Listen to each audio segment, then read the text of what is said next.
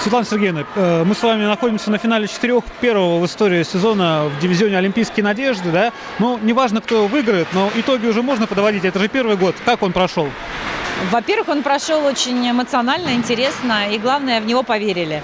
Потому что без веры в том, что будет продолжение, в том, что девчонки могут играть, проявлять свои таланты, способности, свое желание к игре.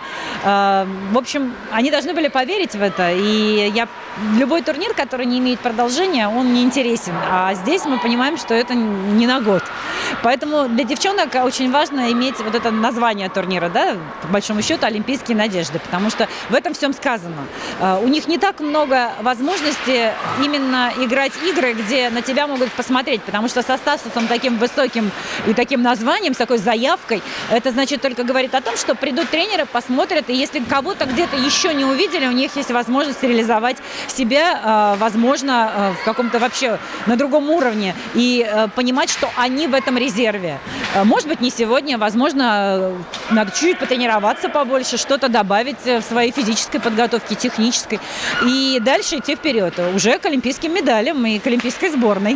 Ну, вот, на ваш взгляд, для развития хоккея в России насколько важно? Мы часто говорим, да, что вот там в Канаде там счет идет на десятки тысяч хоккеистов, именно спортсменов, женщин, да. У нас, наверное, все-таки пока на сотни или близко к тысячам, да. Вот это помогает развивать женский хоккей в России? Конечно, потому что, вы знаете, вот я на себе испытала то, что когда ты говоришь, что ты тренируешься, даже сейчас, я говорю, я тренируюсь хоккеем. Все так смотрят, мужчины, на меня с неким недоумением. Но когда они видят, когда я играю с ними уже в турнире, они совсем по-другому начинают относиться.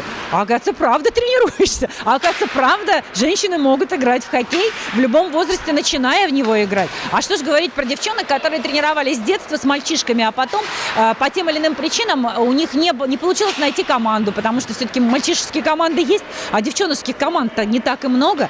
И вот это вот давление на них всегда, что их же мало в команде, их же не целая команда. То есть дадут поиграть, не дадут, в какую пятерку поставят.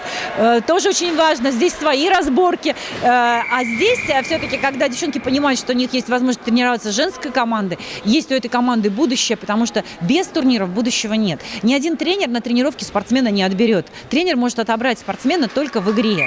В настоящей игре, когда идет противоборство, тогда виден весь игрок полностью, его психология, как он себя ведет, как он думает. На тренировке можно же правильно выбросить шайбу, можно что-то там сделать, помочь друг другу, а в игре все по-другому. Поэтому в этом отношении турниры для девчонок – это такая путевка в жизнь, хоккейную жизнь и возможность, конечно, тренироваться больше и к чему-то стремиться, потому что спортсмен тренируется, зная, что его ждет, какой турнир его ждет. Если у него нет цели, бесцельно, просто так для себя, для здоровья тоже можно. Но девчонки, я вижу, тренируются-то для другого, они тренируются для олимпийских надежд.